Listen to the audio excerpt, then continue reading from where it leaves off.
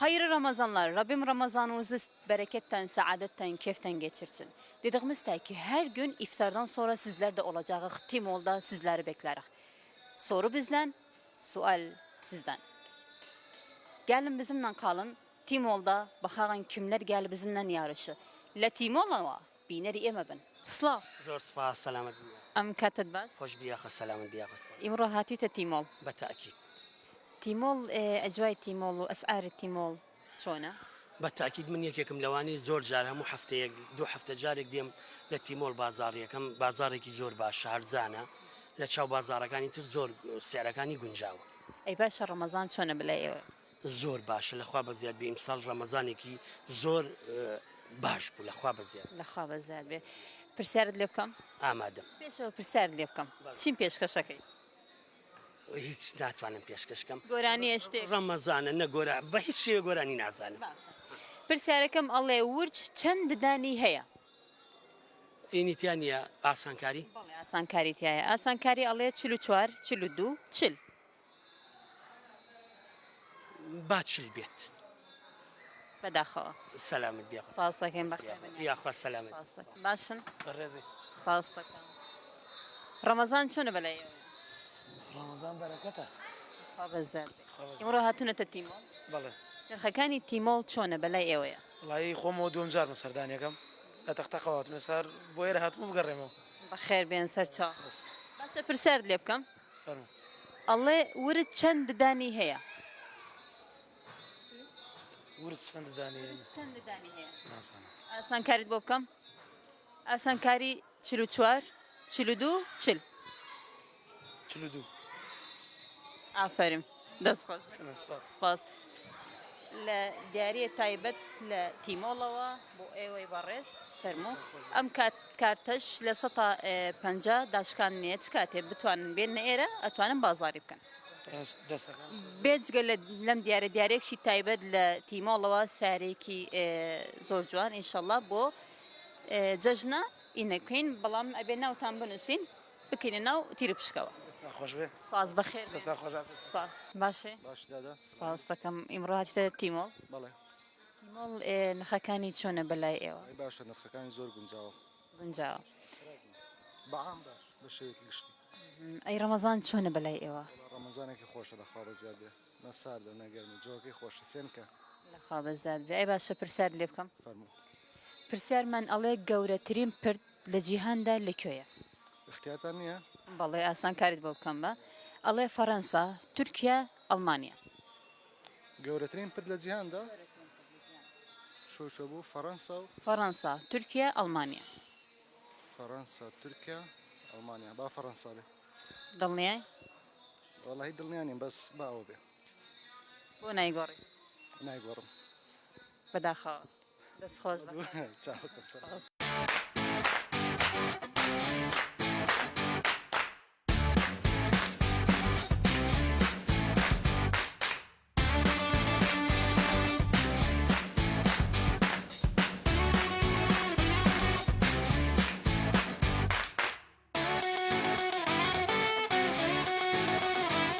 ئیمڕۆ هاتونەتە تیمۆڵ بەڵێ بەڵێ نرخەکانی تیمۆڵ چۆنە ژای تیمۆڵ چۆنە بەلای ئێوەیە خراپ نییە باشت سنەکەەکانی زۆر چاکە باشە ڕەمەزان چۆنە بەلای ئێوەیە ڕەمەزان زۆر خۆشە ڕەمەزان هەم لەبارەی تەندروستیەوە هەم لەبارەی تاعاتەوە زۆر متەزم پێ خوا بەزە پرسیارتان لێ بکەم فەرموو پرسیارمان ئەڵێ گەورەترین پرد لە جیهاندا لەکوێیە گەورەترین پرد دکتۆر ئەوی بزانم لە سینە ئەوی بزانم لە سینە باسان کاریتان بۆ بکەم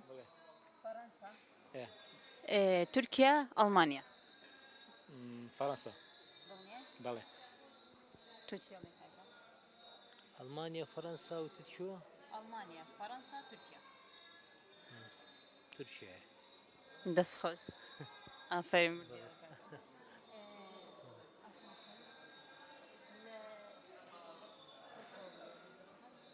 دیارێکی تایبەت لە تیمۆڵەوە بۆ ئێوەی بەڕێز ئەو کارتەش لە 5 داشکانێنێت چ کاتێ بێنە ئێرە داشکانتان بۆ ئەکرێتەوە بێجگە لەم دیاری لە پرسیارەکەی وەڵام دایەوە لەبەرەوە تانە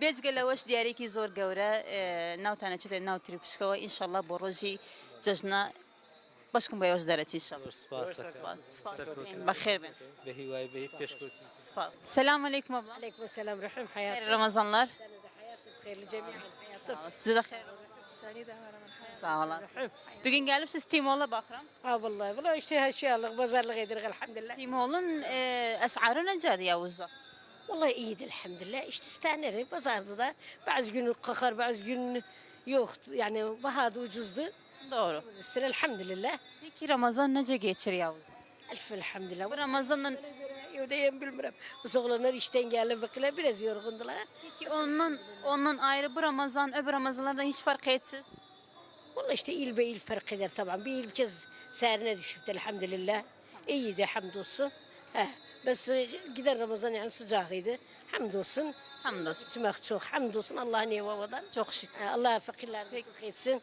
ablam o zaman ben senden geçim sual sorum Buyurun hayatım emriyle. bir insanın canında olan sıcaklık hararasından cadı 37 inşallah. ahir cevapta İnşallah Allah'ın dediği. aferin Ali var olsun ablam Hayatım memnunum. sağ olasın Timoğlu'nun en güzel hediyelerinden hediye kazandı Sen rahim. Memnunum sizden. Helal sağ olasın. Buyurun. Bu Timoğlu'nun hediyesi. Bu da Timoğlu'nun kartıdır. İstediği zaman, geldiği zaman bura %5 takvidat var sizin. İnşallah sağ olasın memnunum. Sağ ol. Ondan da ayrı, Size de hayatım. sağ olasın. Ondan da ayrı adı girecek, Kur'a'ya girecektir. Bayramın bak ikinci günü ne zaman olur? İnşallah Kur'a ederler. İnşallah adı çıkar. İnşallah hayır olsun sana. Hoş geldiniz tekrar. Memnunum hapuzdan. Timoğlu aydınlattı. Sağ olasın rahim. Helal hoş. Memnun. Allah'ım. Slav. تش بخير Am katid baş. بجي سؤال سلامة Spas. İmrahat işte Timol. بالله وش تكرين هاتهم Hamu cadde bu Timol. نو والله يكم جارمة Başın nırkakani çon bu Timol. والله باش بولا تشاو تشونا شوني تر إيرش منطقة كرو باش بس على كاني باش رمضان شلون بلاتان ام رمضان زور زور باش چونکە گەرم نییە لە بەرەوەی گەرم نییە زۆر زیاتر بە ڕۆژم چکۆ خۆم ناتوانم خێن کەم و ئەم شتانم ترم ساڵ باشتر بوو بۆ ڕۆژ و گرتن خاب زاد پرسیار لێ بکەم باڵێ فەرموو کەم ئاژەڵ بەرگەی تونێتی دەگرێت زیاتر جگە لە حشتر ئاسانکاری نییە مشک پشیلە فیل والله نازانم مشک مشک پشیلە یان فیل پشیلە یان مشک پشیلەیان مشک زۆر نزیکن لە یەکەوە پشیلە یان مشک لێ بکەمەوە ناوی بگۆڕی پرسیارەکە ئاسانکاریم بۆت کرد پشیلەیان مشک مشک دڵنیای والله پشیلە زوو زوو لە گەڕەکەمانە هەیە دێ ئاوەخواتەوە شتەکە پشیلە نییە مشکەکەیە باشە چۆن زانیت مشکە پشیلە هەیە لە کۆڵان و لە گەڕەک و بانە تر زوو زوو دێ خواردنی بۆ دانین یان ئاوشتی بۆ دانم خاستان خۆم بەگەرما باڵندە شتی دانم گونا حەقا پێکم بەتایبەت بۆوانە داناوە ڕاستەکەی ئافرم دیارێکی تایبەت لە تیمۆڵەوە بۆ ئێوەی بەڕێز ئەو کارتەش لە 5 ئەتوانن بێنە ئێرە بازاری دەست خۆش بێ زۆر سپاس دەکەین سەلام. بێ. خێر بێ زۆر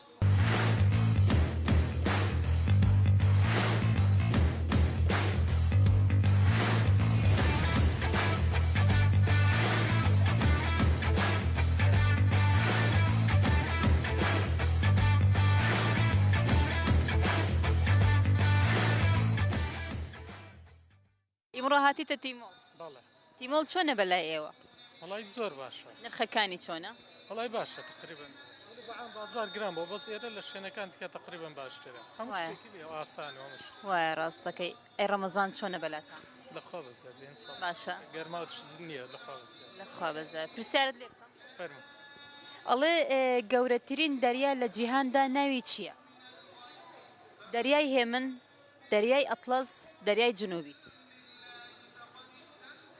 دەریای هێمن دڵنیای والله يعني محيط الهادية ما بعرف يخن ماني كات خوي دراية من نازم دڵنیای والله نا والله زورنا بیرێکی لێ بکەوە دراية من هەرو دراية من باشە دەست خۆش دەستەوە لەگەڵمان لە مۆڵی تیمۆڵ دیارێکی تایبەت بۆ ئێوەی بەڕێز ئەو کارتە لە 5 داشکانێت چ کاتێ بێنە ئێرە ئەتوانن کارتەکە پیشاندن لە 5 داشکانێ بۆ ئێوە زور سپاس سپاسان سپاس بەخێر سلامت سلااو سلااوت لێبێ ئەم کاتتان باش ژیان باش بە قوربان بەخێر هاتونەتە تیمۆڵی مڕۆ بەڵێ تیمۆڵ چۆنە بەلای ئێوە وڵا زۆر باشە من هەموو جارێ دێم لێرە شتومەکە کڕم نرخەکانی باشە نرخەکانی باشە و زۆریش قەڵەباڵغ نییە و ئەتوان بە ئارزی خۆم شتەکان بژێرم باش ڕەمەزانان نوابزانم دوای ناخواردن دەرچنە دەرەوە بەڵێ چۆنە ئەم ڕەمەزانە بەلای ئێوە ڕاستەکەی ئێمڕۆ داوت بووین لە میدێ نزیکە ئێرەش وتمان بە سەرکی لێ بدەین وەڵام ئەم ڕەمەزانش باشە چکە جەوەکەی فێنکە لەخوا بەزار پرسیارتان لێ بکەم فەرموو بەس زۆر گران نەبێت ئینشەڵا بەس پێش ئەوەی پرسیارتان لێ بکەم چیم پێشکەش پێشکەش وڵی وڵی پێشکەشکردن نازانم بادایکم بلێ من نازانم ڕاست باشە با پرسیارتان لێ بکەم پرسیارمان ئەڵێ ورچ چەند ددانی هەیە پرسیارە گرانە بەزاری گۆڕی دانیە ئاسان کارتان بۆکەم ئاسانکاریمان ئەڵێ 44 42 وڵی ئەم خۆزگە پردەکە وایە نابێ پرسیارەکە بگۆڕی ئاسانکاریتان بۆتانم کردووە 44 42 40 پرسیارە حەزەکەم بی ئاسانکاری بیزانین چیتان لێ پرسم نازان بخوا باشە با پرسیارەتتان لێ بکەم ئەڵێ گەورەترین پرد لە کوێدایە لە جیهاندا گەورەترین پرد وا بزانم دووسێ هەفتە پێش سەکرایەوە لە ئەستەمبول تورکیا بەڵێ فەریم دەست خۆش دیارە معلومات تەیە لەسەرەوە وڵی هەر لە سوۆشیال میدیا بڵاوکرایەوە تر لێوە ئاگام لێ دیارێکی تایبەت لە تیمۆڵەوە بۆ ئێوەی بەڕێز سپاس فەرمونون بەخێر بێنیا خوا سەرچاو زۆر سپاس بەڕێژ بێت زۆر سپاسنانەکەن سپاس دەکەین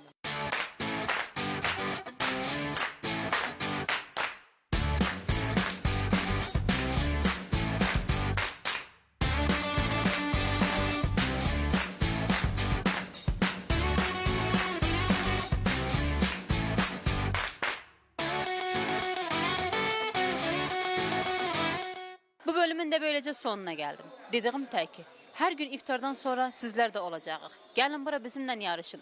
Biz sizden soruruz, size bize cevap verin. Timoğlu'nun değerli hediyelerini siz de kazanın bizimle.